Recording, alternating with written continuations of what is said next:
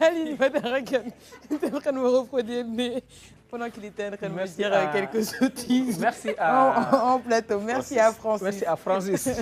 Merci. Alors, on va passer à la deuxième partie de la rubrique. Non, le rôle de la sorcière, c'est pas pour Laura, j'ai pas dit ça. Tu as dit non. C'est tombé comme ça. Hein. Tu t'adressais à Laura. C'est assez compliqué. Jamais, Laura, c'est... C'est la grande royale. Le rôle de l'ange. Hein. Voilà. Et d'ailleurs, elle m'a rejoint en plateau. Laura, bienvenue en plateau. De quoi vas-tu parler ce matin? Ce matin, alors, on va aller... On passe à Laura. Hein. On continue avec toi, sans jingle. Alors, tu as voyagé pour nous proposer un sujet ce matin. Tout à fait. Alors, effectivement, aujourd'hui, on va parler de patrimoine matériel et immatériel. On va parler de professionnalisation des acteurs du théâtre, mais aussi de développement à l'échelle locale. Donc, la première édition du festival Tarou Kalom, c'était à Dandefal, là où se trouve justement ce puits, le puits du Kalom. Nous y étions et on vous raconte dans cet élément.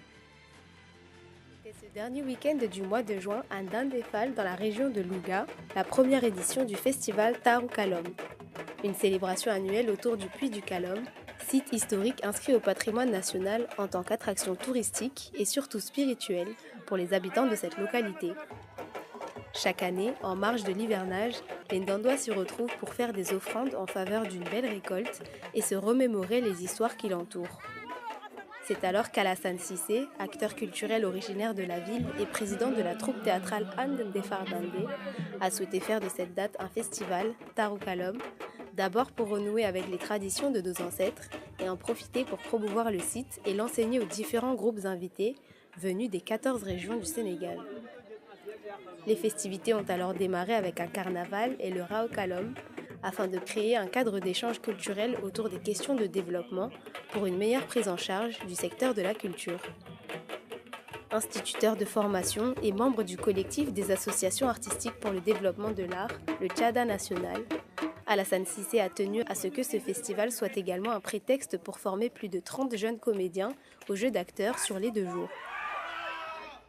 C'est avec l'artiste comédien Ibrahim Ndoye dit Lebou qu'ils ont pu bénéficier d'un atelier de renforcement sur la direction d'acteurs, comment être un bon comédien ou encore la transition entre la personne et le personnage.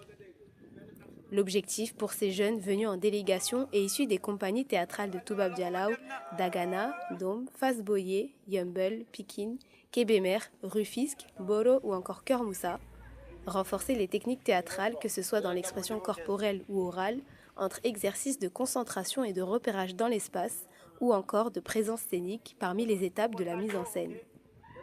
Des techniques qu'ils ont pu expérimenter au cours d'une restitution lors du spectacle de clôture, avec une pièce collective sur les thèmes de la vie sociale, du traitement des enfants, de la vie des handicapés et d'autres sujets de société. Une première édition réussie qui a fait un carton plein à Ndandé et satisfait ses organisateurs qui pensent déjà au thème de l'année prochaine. C'est un festival Tarou Kalom, la première édition. Ça nous renoue aussi avec ces traditions ancestrales et au-delà de ça, c'est un cadre d'échange culturel. Tout à fait. L'objectif en fait, des organisateurs, c'était vraiment de pouvoir renouer, justement, comme tu l'as dit, avec cette tradition et aussi de pouvoir enseigner cette histoire-là du puits du Kalom. Et puis aussi, c'était la première édition donc, sur le thème le Kalom, patrimoine historique. Donc l'idée, c'est un peu de pouvoir formaliser cette célébration qui se tient de toute façon chaque année dans la ville. Et l'objectif, c'était un petit peu de s'en servir comme prétexte pour organiser, comme vous l'avez vu, des formations autour du théâtre, pour aussi participer à cette professionnalisation des acteurs du théâtre, donc des acteurs comédiens qui sont venus de toutes les régions, beaucoup de jeunes. Et voilà, donc le Kalom, c'est ce puits de 34 mètres de profondeur, 11 mètres de large, qui fait l'objet effectivement de nombreuses légendes, notamment celle du serpent que nous a raconté Ngorfal, qui fait partie des quelques personnes qui sont habilitées à y descendre depuis plusieurs décennies. On l'écoute.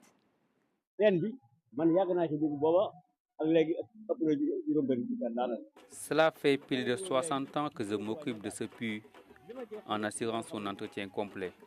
Je peux dire que je le connais mieux que quiconque, même si parfois certains cherchent à me remplacer.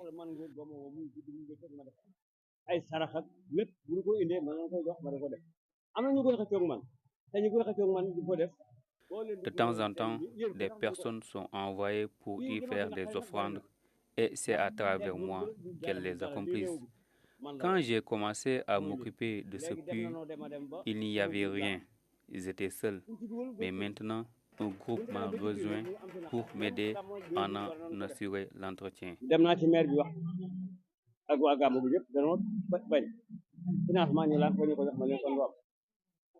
Ce n'est pas une tâche facile, il faut le reconnaître.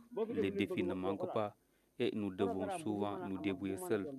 Paradoxalement, nous travaillons pour le bien de la communauté. Par exemple, lorsqu'une festivité est organisée et qu'il est nécessaire de faire des sacrifices ou de verser des offrandes dans le puits, c'est moi qu'on doit nécessairement rencontrer. C'est un lieu béni. À ceux qui en doutent, je leur lance le défi de passer une seule nuit dans ce puits et ils verront. Ah, mais en tout cas, l'un de tes rivaux, je devrais te lancer justement dans ce puits de Calom. À la fin, on dirait un peu le challenge du vendredi.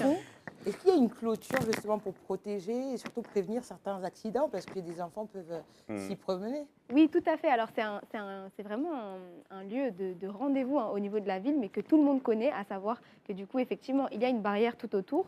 Là, exceptionnellement, lors de cet événement, on entre à l'intérieur, mais seulement pour certaines personnes, parce qu'il n'y a pas la place forcément pour tout le monde. On l'a vu dans l'élément, il y a beaucoup de monde qui s'est rassemblé aussi pour cet événement, qui était de l'autre côté de la clôture, évidemment, pour éviter aussi les attroupements. Et puis, il y a aussi, évidemment, toujours un dispositif policier pour permettre aussi de sécuriser un petit peu la zone. Et voilà, seules certaines personnes sont habilitées peut-être à venir de plus près, telles que voilà, avec les caméras de la RTS, on peut rentrer pour pouvoir évidemment prendre des images, mais c'est avec beaucoup de précautions et tout le monde en fait est assez vigilant en fait à la position que va prendre chacun. Il faut avoir une certaine position quand on s'approche, vous l'avez vu peut-être avec les fidèles qui étaient là.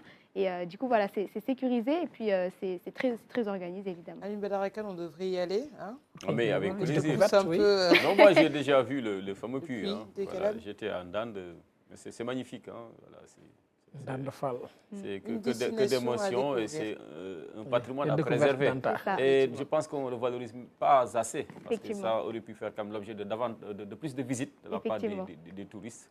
Parce qu'il y a toute une légende autour de ce puits. Voilà, il y a un débat aussi scientifique.